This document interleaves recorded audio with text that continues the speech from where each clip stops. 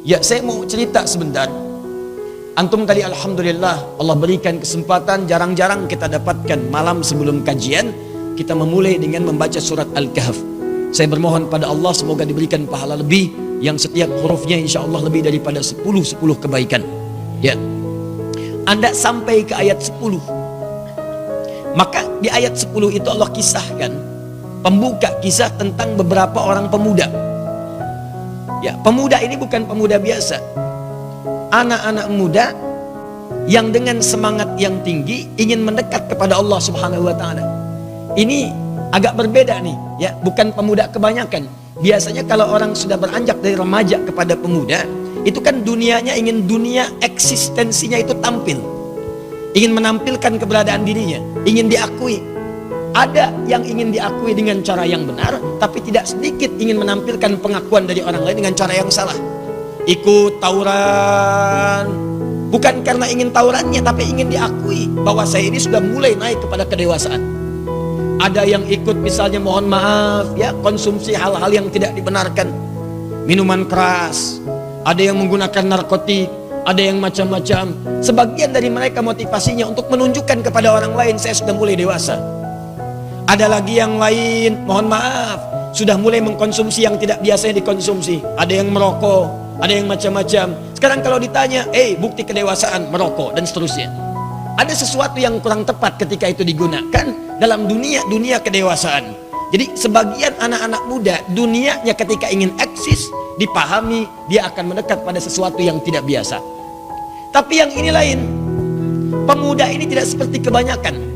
Ini pemuda yang disifati oleh Nabi melalui satu hadis yang cukup panjang, tapi Nabi memberikan jaminan. Pemuda semacam ini kata Allah melalui lisan Nabi SAW, dia memiliki sifat yang luar biasa. Dan nanti saking luar biasanya di akhirat nanti saat suasana hisab begitu menegangkan, orang itu sudah nggak peduli, sudah nggak ingat maksudnya mau surga atau neraka, yang penting cepat dihisab.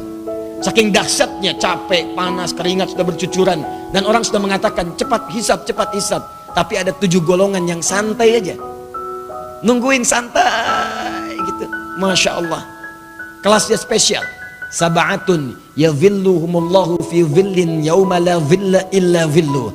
7 golongan yang mendapatkan naungan dari Allah Subhanahu wa taala pada saat orang lain merasakan kesulitan dalam suasana hisab. Siapa 7 golongan itu?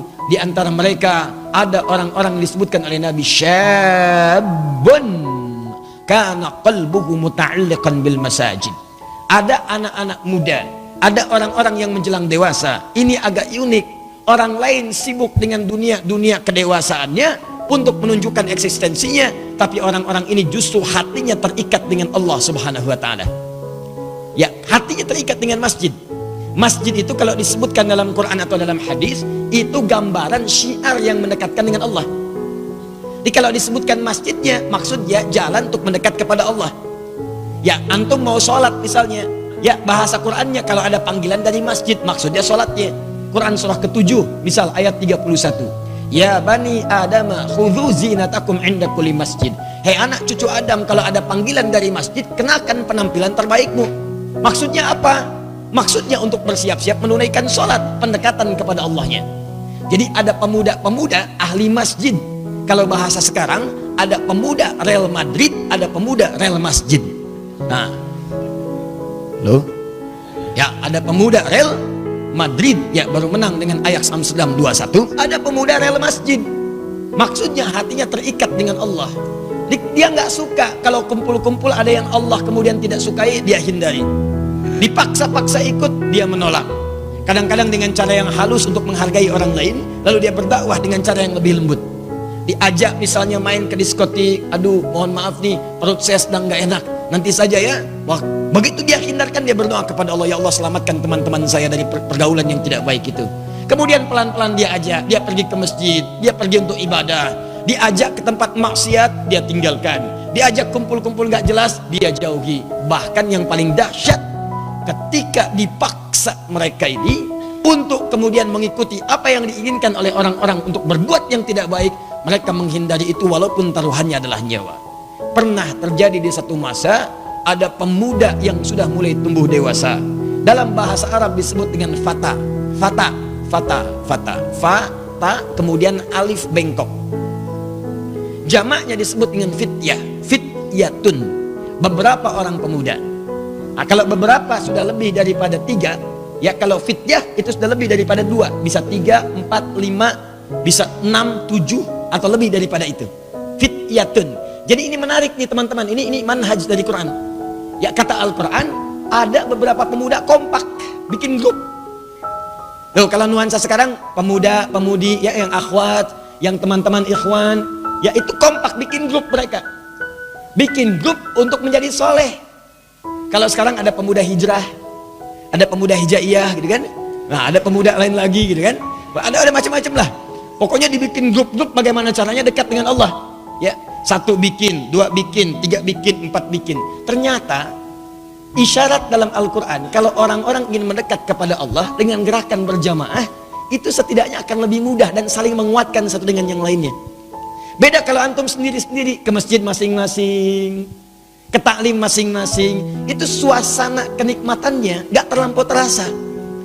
Coba dah kalau antum bikin grup misalnya, ya grup berangkat ke pengajian, orang-orang yang dari Tangerang kumpul bareng-bareng, teman-teman yang dari BSD kumpul bareng-bareng, baik BSD yang asli dari Tangerang ataupun yang Bekasi sonoan dikit, ya ada Tambun, di Tambun itu nanti ada kampung Cerewet, kampung Siluman, kampung macam-macam, kumpul jamaah pemuda kampung Siluman. Wah, datang. Betul ada itu, gak percaya main ke Tambun, ada kampung Siluman. Saya pernah datang pertama kali dari Libya ke Indonesia, kemudian ke Bekasi berdakwah, ada undangan berdakwah di kampung Siluman. Undangannya datang Ustadz Adi Hafizahullah. Ya kami berharap Ustadz berkenan mengisi ya materi ceramah, tempatnya di kampung Siluman. Saya bilang siapa pesertanya ini? Begitu nyampe ke sana ternyata alhamdulillah manusia. Ada lagi kampung Cerewet kan sampingnya. Nah saking kagetnya bunyi itu isyarat menunjukkan masuk waktu isya. Jadi pertama Quran mengisahkan ada para pemuda yang sangat hebat, mereka kompak bikin grup untuk mendekat kepada Allah. Tapi ternyata ketika ingin mendekat itu, mereka mendapatkan ancaman dari salah seorang raja yang zalim. Kalau kamu berlari dari saya, kami akan eksekusi. Kemanakah mereka pergi? Apa doa mereka? Seperti apa pertolongan Allah? Itu yang kita saksikan setelah menikmati dan menunaikan sholat. Mereka kompak membuat grup supaya mereka dekat dengan Allah. Tapi tak diduga ternyata kekompakan mereka untuk mendekat kepada Allah tidak mendapatkan sambutan positif dari orang-orang yang punya kemudian kuasa di sekitarnya. Sampai rajanya memaksa rakyatnya untuk tunduk pada peraturan yang zalim itu, hingga para pemuda ini kompak untuk meninggalkan wilayah yang dimaksudkan, berlindung mereka. Ini memang fitrah. Jadi sunnahnya begini, kalau Anda berada di lingkungan yang lingkungan ini aman untuk menunaikan ibadah, nyaman Anda untuk mendekat kepada Allah, sholat nyaman, taklim nyaman, ada di masjid nyaman, ada AC-nya tenang, AC mati bisa kipas-kipas ya, tapi masih nyaman. Nah, maka kalau semua tempat itu mendapatkan sifat demikian, sifatnya kata Nabi jangan hijrah, jangan pindah. Hadisnya jelas, la hijrata ba'dal fathi, tidak ada hijrah setelah terbuka tempat itu. Di tempat itu muncul kemudian kemudahan-kemudahan untuk mendekat kepada Allah. Walaupun hadis ini ada yang mengartikan Fathu Makkah, tapi maknanya menjadi luas. Dalam Fathu Makkah itu Makkah dibuka, yang sulit ibadah jadi hilang, berhala-berhala dikeluarkan, nikmat tawaf nikmat, sholat nikmat, segala nikmat, bahkan pahala jadi 100.000 ketika sholat di Masjidil Haram. Maka orang yang mendapatkan itu jangan pindah lagi. Kenapa? Saat dia ada di situ pahalanya meningkat, akses ibadahnya kuat, tiba-tiba pindah ke tempat lain yang belum tentu mendapatkan kenikmatan serupa. Rizki itu udah diatur, tapi kan yang belum teratur pahalanya dan surganya. Nah ini yang jadi persoalan, udah tinggal di Mekah pindah ke Bogor misalnya, ya. Nah walaupun di Bogor pun enak, sejuk, nyaman gitu kan, tapi kalau itu membuat Anda bekerja lagi 2 kali lipat untuk mendapatkan kenikmatan semula, maka yang terbaik tinggallah di tempat itu. Sama persis hikmahnya, bukan hanya Mekah, Anda sekarang mendapatkan pekerjaan di tempat itu, sholatnya enak, baca Qur'annya nyaman, kebutuhan hidup terpenuhi. Maka kalau bisa jangan pindah pekerjaan, karena tidak mudah merangkai itu kembali. Tapi kalau di situ Anda kesulitan, ada gangguan, sering diajak maksiat, datang ke tempat-tempat yang tidak dibenarkan, bahkan mohon maaf menjauh dari kedekatan kepada Allah. Mau sholat susah, mau baca Quran dilarang, tempat-tempat penuh dengan maksiat. Maka sunnahnya pergilah ke tempat lain untuk mendapatkan kemudian nuansa-nuansa kedekatan kepada Allah. Maka para pemuda ini menempuh sunnah yang kedua, karena pada kondisi yang pertama sudah tidak memungkinkan. Maka berangkat mereka mencari tempat berlindung, itu pun dikejar-kejar oleh pasukan raja yang dimaksudkan. Maka dalam tempat perlindungan ini apa yang mereka dapatkan? Belum sempat menemukan tempat untuk berhijrah, yang ada di hadapan hanyalah sebuah gua. Gua dibagi dua bagian. Ada gua yang sifatnya ruangannya itu terlampau sempit, yang mungkin hanya bisa dihuni, maksudnya ditinggali, dimasuki oleh 1-2 orang saja. Kalau 1-2 orang cukup ada di dalamnya, maka guanya dalam bahasa Arab disebut dengan gharun. Gharun. Idhuma fil ghar. Gharun. Karena itu Nabi pernah bertahannuts di salah satu gua di Gunung Cahaya. Gunung bahasa Arabnya Jabal, ya, cahaya nur, maka disebut dengan Jabal Nur. Jaraknya sekitar 6-7 km dari rumah Nabi, melewati 5 bukit. Saya pernah naik sampai ke atasnya. Maka Anda temukan di atas itu turun sedikit ke bawah. Jadi kalau ini misalnya guanya, ini misalnya gunungnya, sekitar 700 meter dari bawah ke atas, Anda sudah naik ke atas sini, turun sedikit ke arah sini. Begitu Anda turun ke sini, temukan gua di sini. Batu-batunya menghadap ke arah Ka'bah, ke kiblat begini. Nah, di sini ada ruangan, dan ruangannya nggak terlampau luas, cuma cukup untuk 1-2 orang.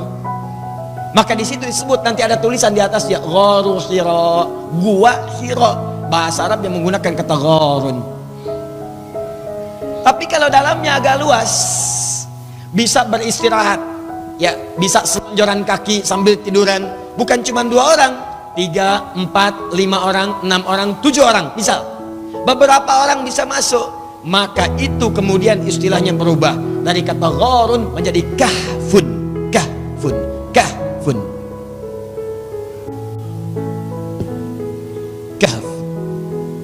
Kalau yang dimaksudkan gua yang ini bukan gua yang lain. Yang dimaksud yang ini nih guanya, bukan gua yang lain. Guanya ada di tempat ini, bukan di Indonesia, bukan di Karangbolong, bukan di NTB, bukan di mana-mana, tapi di tempat ini. Ada yang menduga di bagian dekat Yordania, ada yang menduga di tempat yang lainnya. Yang penting ditetapkan di tempat ini, bukan yang lain. Maka tambahkan alif lam ke dalam kalimat itu menjadi Al-Kahf. Alnya ma'rifah untuk mengkhususkan gua yang ini bukan yang lain. Surah ke-18 disebut dengan surah Al-Kahf untuk memberikan pesan ada gua khusus, bukan gua yang lain-lain. Gua tertentu yang di dalamnya luasnya cukup untuk beberapa orang. Itulah yang ditemukan oleh para pemuda tadi. Ketika berlindung dari kejaran raja yang zalim dan pasukannya, mereka menemukan gua itu. Maka dirangkai itu informasinya oleh Al-Quran. Di Quran surah dengan namanya surah ke-18 Al-Kahf. Ini inti surahnya. Perhatikan baik-baik. Lihat ayat 10-nya. Idh awal fitsyatu ilal kahfi. Lihat baik-baik. Idh awal fitsyatu ilal kahfi. Tadi saya terangkan, kalau satu orang disebut dengan fata. Fata. Innal fata man yaqulu ha anadha wa laysal fata man yaqulu kana abi. Pemuda yang hebat itu ialah pemuda yang mandiri, yang mengatakan, nih saya bertanggung jawab. Kalau ibadah saya kerjakan, diberi amanah saya tunaikan. Bukan pemuda yang mengatakan ketika disoal, nih bapak saya, kenapa kamu begini? Jangan macam-macam, bapak saya begini ya, bapak saya begitu ya. Nah itu kalau yang seperti itu bukan pemuda. Satu orang fata, banyak orang fityah. Ada beberapa pemuda ketika berlindung tiba-tiba mereka menemukan tempat cuma satu, gua cukup untuk beberapa orang. Maka kata Quran, idh awal fityatu, ini persoalannya. Orang selalu mengatakan idh itu dengan 2, 1 ingat, 2 ketika. Idh ketika, idh ingat. Padahal kata idh itu bukan sekedar menunjuk makna ketika pada sesuatu yang telah berlalu, atau ingat pada sesuatu yang ingin diingat. Tapi kata idh dalam ilmu nahu juga menunjuk makna pahami, dalami, pelajari.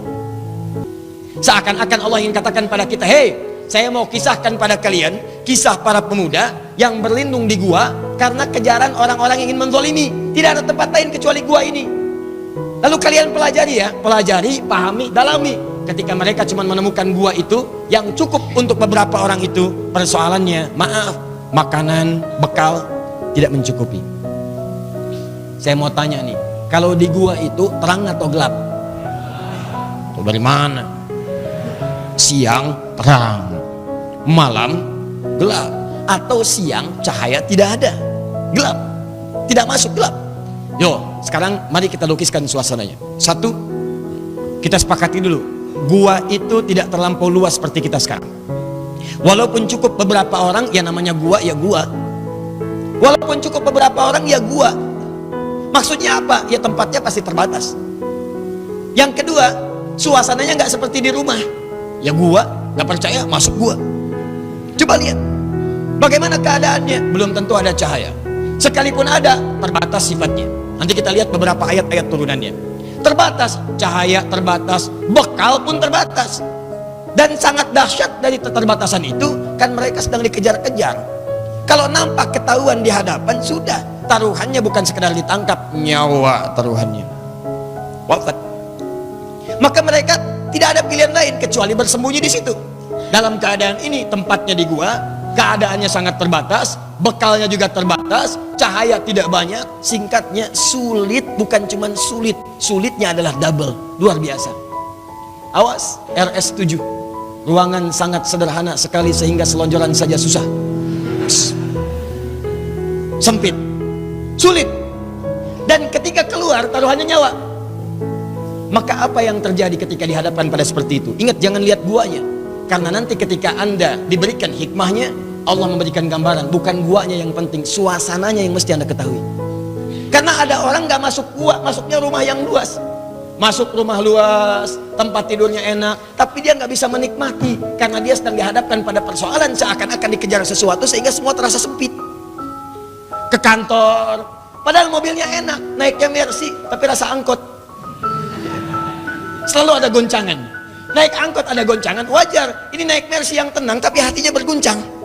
Dagdikduk tidak karuan, seperti di bahu jalan menemukan polisi. Tibalah rasa perasaan cinta itu. Cinta itu kan perasaan dagdikduk karena ada tegangan tinggi. Terbagi dua bagian. Cinta yang mendekat kepada jodoh, yang kedua